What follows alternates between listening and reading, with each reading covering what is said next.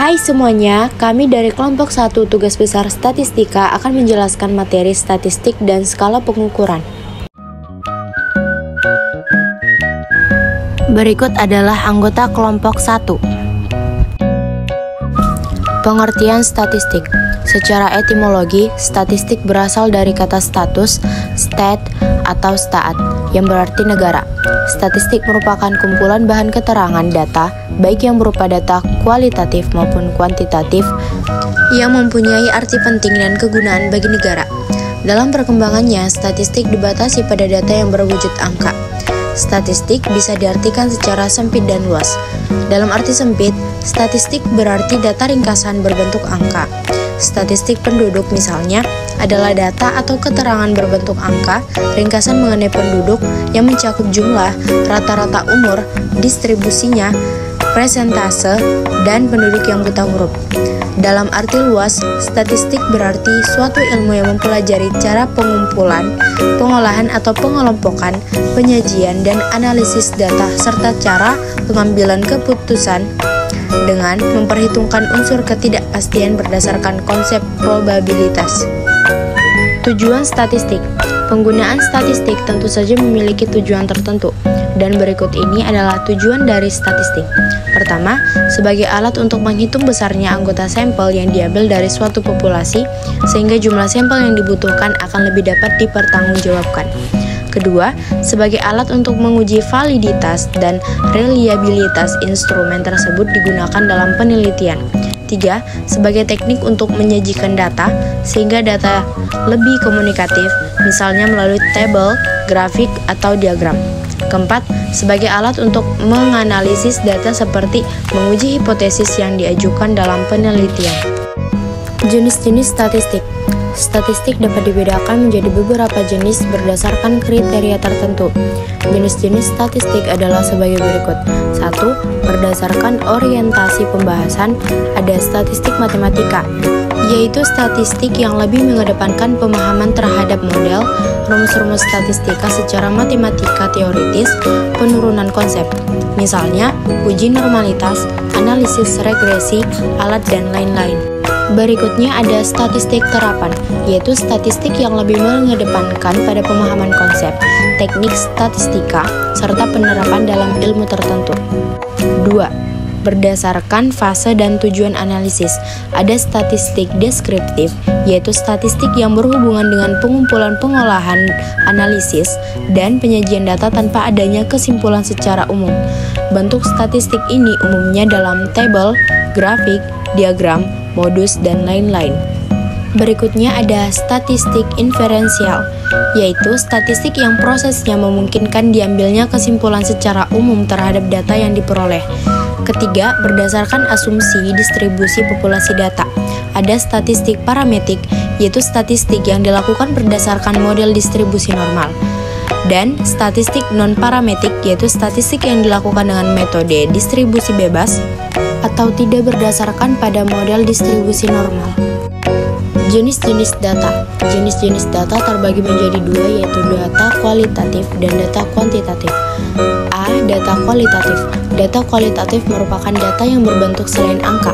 Data kualitatif dapat dikumpulkan dengan cara wawancara, analisis dokumen, FGD, observasi, pemotretan gambar, atau perekaman video. Umumnya, data kualitatif pada akhirnya dituangkan dalam bentuk kata per kata. B. Data kuantitatif. Data kuantitatif merupakan data yang berwujud angka atau bilangan. Data kuantitatif biasanya dijadikan sebagai bahan dasar bagi setiap permasalahan yang bersifat statistik. Data ini umumnya diolah memakai teknik perhitungan matematika. Sumber data statistik. Sumber data statistik dibagi menjadi dua, yaitu 1. Data primer. Data primer merupakan data yang diperoleh dari sumber datanya. Jadi, untuk mendapatkan data primer, peneliti harus mengumpulkan secara langsung. Data primer biasanya diperoleh dari observasi, wawancara, FGD, dan penyebaran. 2. Data sekunder. Data sekunder adalah data yang didapat dari studi-studi sebelumnya. Data sekunder dapat diperoleh dari berbagai sumber seperti jurnal, laporan buku, dan sebagainya. Skala pengukuran. Skala pengukuran adalah penentuan atau penetapan skala atas suatu variabel berdasarkan jenis data yang melekat dalam variabel penelitian. Pengukuran merupakan aturan-aturan pemberian angka untuk berbagai objek sedemikian rupa sehingga angka ini mewakili kualitas atribut. Skala pengukuran merupakan acuan atau pedoman untuk menentukan alat ukur demi memperoleh hasil data kuantitatif. Misalnya, alat ukur panjang adalah meter, berat adalah kilogram, ton, kuintal, dan sebagainya. Dengan menentukan skala pengukuran, maka nilai variabel yang diukur dengan instrumen tertentu dapat komunikatif. Tujuan skala pengukuran. Skala pengukuran digunakan untuk mengklasifikasikan variabel yang akan diukur supaya tidak terjadi kesalahan dalam menentukan analisis data dan langkah penelitian selanjutnya. Skala pengukuran atau ras pengukuran memiliki 4 tipe. Sebagaimana dikembangkan konsepnya oleh seorang psikolog bernama Stanley Smith Stephen pada artikel di majalah Science berkepala On the Theory of Scales of Measurements. Skala pengukuran merupakan kesepakatan yang digunakan sebagai acuan untuk menentukan panjang pendeknya interval yang ada dalam alat ukur, sehingga alat ukur tersebut bila digunakan dalam pengukuran akan menghasilkan data kuantitatif. Skala merupakan suatu instrumen atau mekanisme untuk membedakan individu terkait dengan variabel minat yang kita pelajari. Jenis-jenis skala pengukuran. Jenis-jenis skala pengukuran dapat berupa skala nominal, ordinal, internal, dan skala rasio. 1. Skala nominal. Skala nominal adalah tingkatan paling sederhana pada tingkatan pengukuran. Skala ini dipakai untuk menggolongkan objek-objek atau peristiwa ke dalam kelompok yang terpisah berdasarkan kesamaan atau perbedaan ciri-ciri tertentu dari objek yang diamati.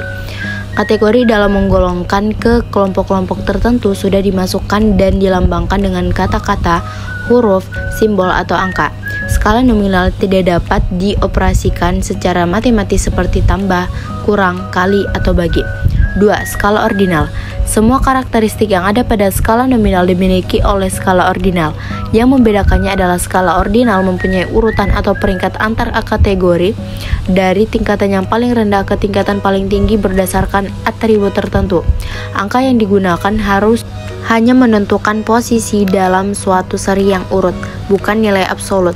Namun angka tersebut tidak dapat ditambahkan, dikurangi, dikalikan, maupun dibagi. 3. Skala interval. Tingkatan skala ini berada antara skala ordinal dan nominal. Karakteristik yang ada dalam skala ordinal masuk dalam skala interval. Yang membedakannya, skala interval memiliki sebuah skala atau satuan pengukuran yang standar dan jarak antar kategori dapat diketahui. Skala interval tidak memiliki titik nol yang sesungguhnya, sehingga tidak berlaku operasi perbandingan. Akan tetapi berlaku operasi penjumlahan serta pengurangan. 4. Skala rasio. Secara mendasar, skala rasio sama dengan skala interval. Yang membedakan hanyalah skala rasio mempunyai titik nol yang sesungguhnya. Dengan demikian, skala rasio atau perbandingan antara kategori bisa diketahui dengan jelas dan dapat dilakukan semua operasi matematika. Terdapat studi kasus skala rasio berkaitan dengan pengukuran berat badan antara dua orang, A dan B. Dengan berat badan A sama dengan 70 kg, berat badan B sama dengan 50 kg.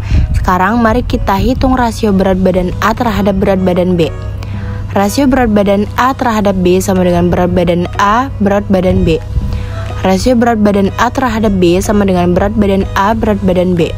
Rasio berat badan A terhadap B sama dengan berat badan B berat badan A. Plugging in the values, rasio berat badan A terhadap B sama dengan 70 kg, 50 kg sama dengan 1,4 rasio. Berat badan A terhadap B sama dengan 50 kg, 70 kg sama dengan 1,4. Artinya, berat badan A adalah 1,4 kali berat badan B. Hal khusus tentang skala rasio adalah bahwa jika seseorang memiliki berat badan 0 kg, maka itu adalah titik nol yang mutlak, yang dalam konteks berat badan adalah tidak ada berat badan. Studi kasus menggunakan skala nominal. Studi kasus jenis kelamin.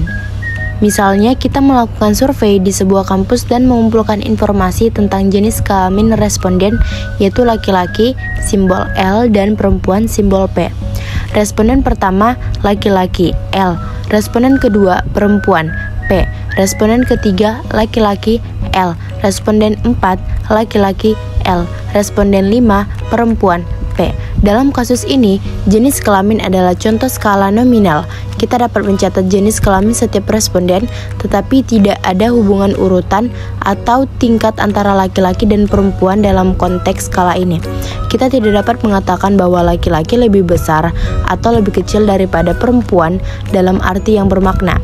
Skala nominal sangat penting dalam statistik dan pengetahuan sosial, terutama ketika ingin mengelompokkan data menjadi kategori-kategori yang berbeda tanpa menilai tingkatan atau peringkat di antara mereka.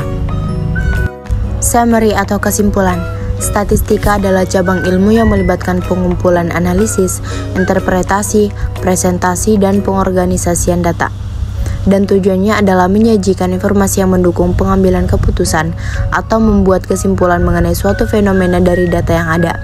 Skala pengukuran menjadi aspek penting dalam analisis statistik karena mempengaruhi pemilihan model atau alat uji statistik yang digunakan, serta memberikan kerangka kerja untuk mengukur variabel dengan lebih akurat, efisien, dan komunikatif. Terima kasih.